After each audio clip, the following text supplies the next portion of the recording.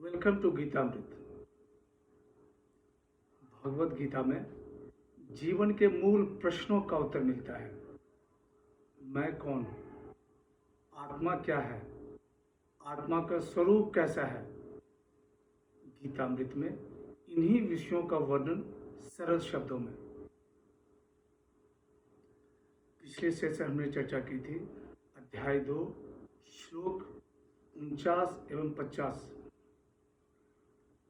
आज के चर्चा का विषय है अध्याय 2 श्लोक 51 एवं 52।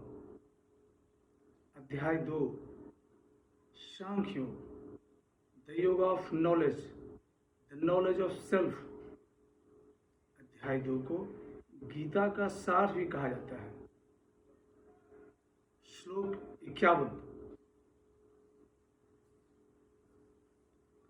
कर्मजम बुद्धि युक्ता ही फलम त्यक्त्वा मनीषिणः जन्म बंध विनिर्मुक्ता पदम गच्छन्ति नामयम्। भगवान श्री कृष्ण कहते हैं कि हे अर्जुन, बुद्धि युक्त बुद्धिमान कर्मजन्य फलों का त्याग कर जन्म रूप बंधन से मुक्त होकर मोक्ष को प्राप्त होते हैं। Wise men, established in evenness of mind, renunciating all fruits of action, are freed from the shackles of rebirth and attain moksha, the blissful state.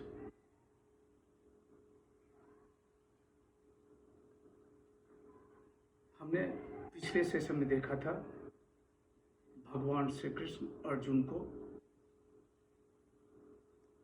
बुद्धि योग में शरण लेने को कहते हैं।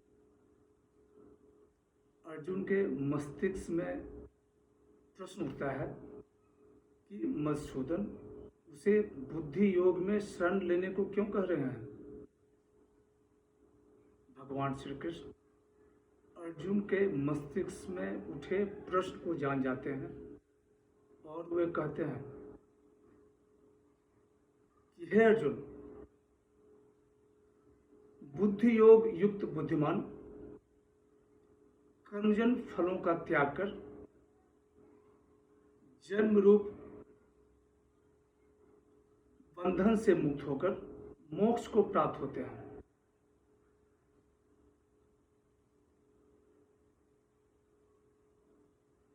बुद्धि योग युक्त मनुष्य, बुद्धि योग में स्थित मनुष्य सभी कर्म परमात्मा के लिए करते हैं और कर्म का फल परमात्मा को अर्पण कर देते हैं। बुद्धि योग युक्त मनुष्य राग द्वेष कामना वासना मोह माया इनसे उनको छुटकारा मिल जाता है।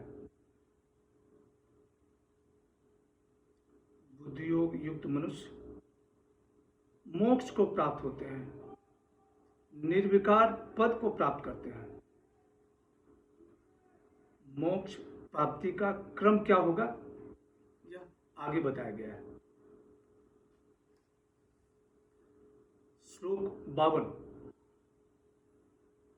यदा तेह मोह कलीलम बुद्धिर्व्यक्ति ऋष्यति तदा गंतासि निर्वेदम श्रोतव्यस्य श्रुतस्य च। भगवान श्री कृष्ण कहते हैं कि हे अर्जुन, जब तुम्हारी बुद्धि मोह रूपी दलदल को तर जाएगी उस समय तुम सुने और भविष्य में सुनने वाले भोगों से तुम्हारा वैराग्य हो जाएगा।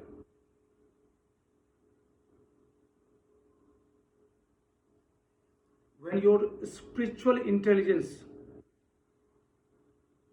shall cross the turbidity of delusion, then you will become indifferent to all heard and yet to be heard worldly objects and comforts.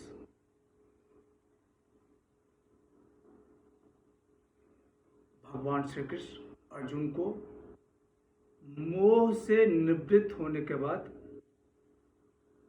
वैराग्य का आश्वासन देते हैं। भगवान श्री कृष्ण कहते हैं कि हे अर्जुन, जब तुम्हारी बुद्धि मोह रूपी दलदल को तर जाएगी, उसी समय तुम्हें भोगों से वैराग्य हो जाएगा।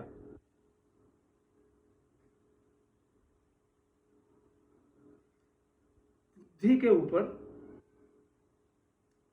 आत्म अज्ञान का एक आवरण रहता है, जिसे मोह कहते हैं, जिसे माया कहते हैं। कर्म योग में स्थित होकर कर्म करने से यह आवरण छट जाता है और तब आत्म साक्षात्कार की संभावनाएं बढ़ जाती है। मनुष्य के भीतर बुद्धि और मन, इन दोनों में संघर्ष चलता रहता है। कभी बुद्धि मन को वश में कर लेता है, तो कभी मन बुद्धि को। जब बुद्धि मन को स्थायी रूप से वश में कर लेता है, तब आत्म साक्षात्कार की संभावना बढ़ जाती है। यहाँ भगवान श्री कृष्ण सेल्फ रियलाइजेशन की बात कर रहे हैं। आज की चर्चा यहीं समाप्त करते हैं। अगले सेशन में चर्चा को और आगे बढ़ाएंगे। ओम अस्तु मा सद्गमय तमसो मा ज्योतिर्गमय मृत्यो मामृतं गमय। ओम